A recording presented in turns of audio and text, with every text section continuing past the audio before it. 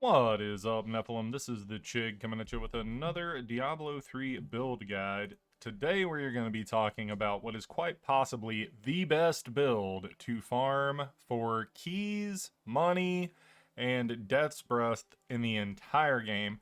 I am, of course, talking about Inna's Mystic Ally. But before we get started, go and hit that like button, hit that subscribe button. Don't forget to hit that bell notification icon so you get notified every time I come out with a new video. Anyway, let's hop right into it. Kind of similarly to how I do all my other videos, we're going to talk about the gear, then we're going to talk about gems, then we're going to talk about the cube, and then lastly we're going to talk about the skills and the passives. So, first things first, let's start with the head slot. We're using the Inna's set. 2 set, increase the passive effect of your Mystic Allies, and the base passive effect of your mantra by 100%. 4 set, gain the base effect of all 4 mantras at all times. You gain 5% reduction for each Mystic Ally you have out. Your Mystic Allies no longer take damage, which is awesome. And the last part is gain the passive abilities of the 5 ruined Mystic Allies at all time. Attacking enemies creates your chosen Mystic Ally that lasts for 15 seconds and up to 10 Mystic Allies. The damage of your Mystic Allies is increased by 900 for each Mystic Ally you have out. So that's a really important thing. We'll talk about that in a little bit. So we have Lefebvre's Soliloquy. Cyclone Strike reduces your damage taken by 46% for 5 seconds. So this is basically just to get us rolling until our gold wrap takes over. We have Squirt's Necklace. While not taking damage, damage dealt is increased by up to 100%, and damage taken is increased by up to 50%. Warzekian Arm Guards. Every time you destroy a wreckable object, you gain a short burst of speed. Gotta go fast. Gold Wrap. On gold pickup, you gain some armor, which is awesome. You will just be basically indestructible. In his Vast Expanse, using the chest here. And his gloves. We've got the Bastion of Will set, so we've got Focus and Restraint. Even if you have bad focus and restraint, put them on, because this is 100% multiplicative damage. Getting this is going to just increase your cleared speed so much it's ridiculous. So make sure you grab those. Got in his pants, in his sandals, Ingolem in our main hand, because we are going to be able to zoom, zoom, zoom. That is the whole thing. We're elite hunting. We are going to be trying to take down elites and then dash to the next one. We've got Echoing Fury because it gives us an attack speed buff as we take out enemies. So, one of the things you want to look at for your stat priority here, after you get enough HP, obviously that's important, make sure you're getting your cooldown and your Mystic Ally damage where you can get it. And also, crit cooldown on your gloves, crit and cooldown on your rings if you can get it, crit cooldown on your neck. The typical DPS stuff that you can get. You want to get cold skill and crit chance on your bracers. You want to get cold skill on your neck if you can, and then you want crit chance and then Dex Invite on your helmet. Obviously my gear is not the best. I'm just getting started, but we're doing good. It's a lot of fun.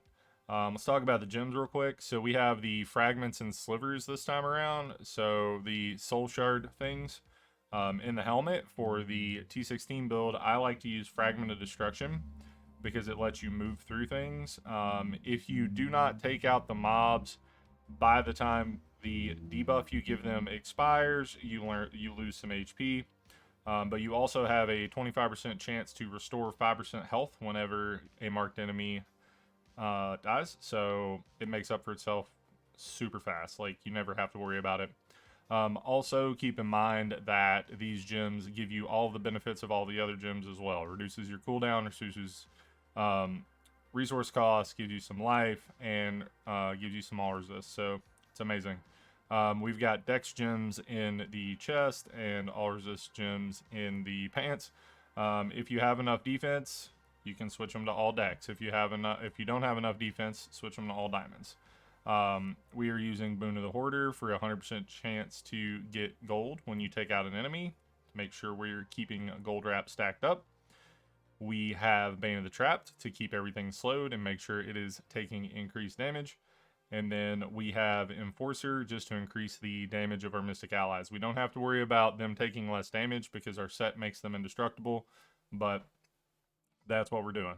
All right, so let's talk about the cube real quick. Messerschmitt's Reaver.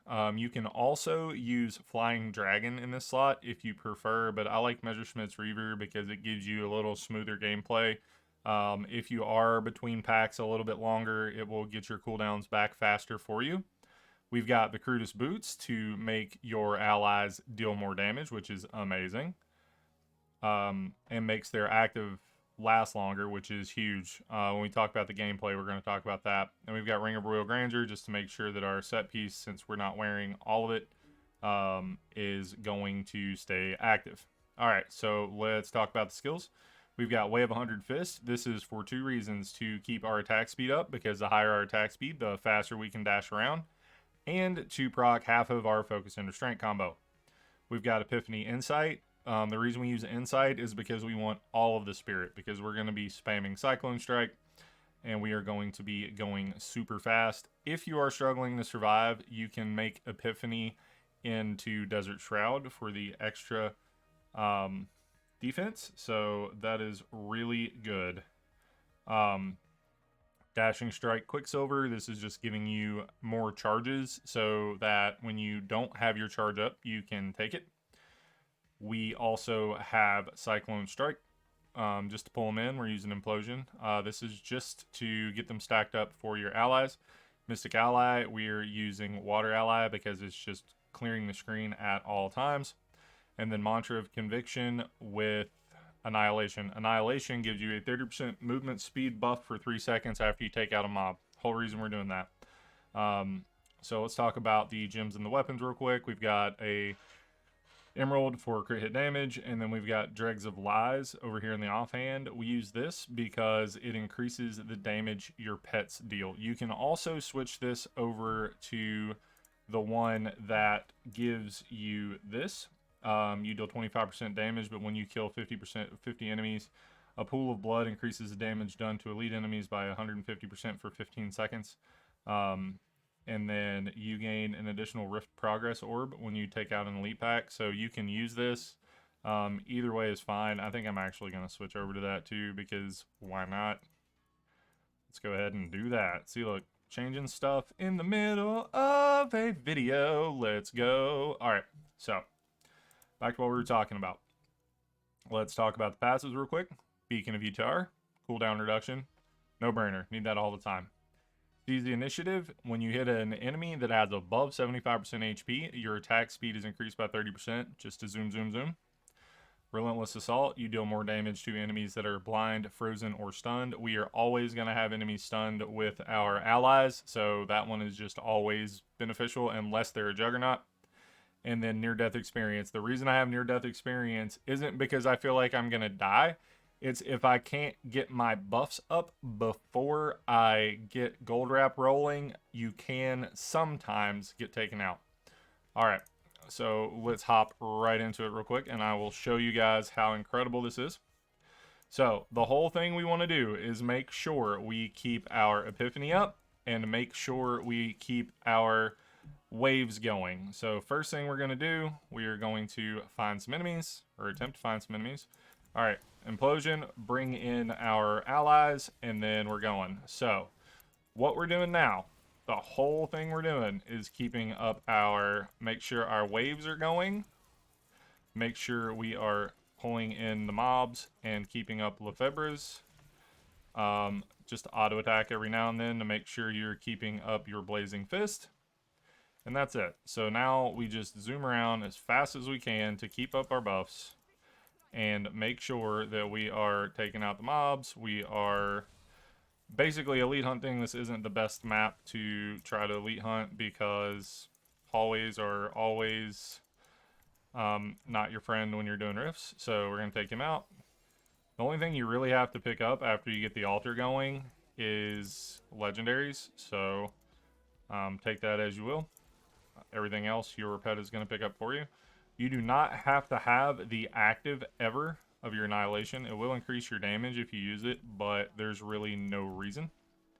So what I do is I keep up my buffs and I keep up my water allies. That way I do not have to worry about anything at all. And you just keep rolling through. If you like, you can just pop your allies, you know, just every now and then. You don't have to use them very often. And the reason being is because you are just keeping up the waves. As long as you've got those waves rolling around you, your allies are doing their job. So that's the big thing. So as you guys saw there, my HP went down a little bit before we went into getting our stacks. The reason that happened is because between floors, my cooldowns fell off, my gold wrap fell off because it was too long between picking up gold, right? But as you can see, when you're picking up gold, you are basically indestructible, so you don't even have to worry about it. So boss spawns, punch him, debuff him, and there you go. So I am going to run around and finish picking up the items that dropped because I didn't want to spend much more time than I needed to on that.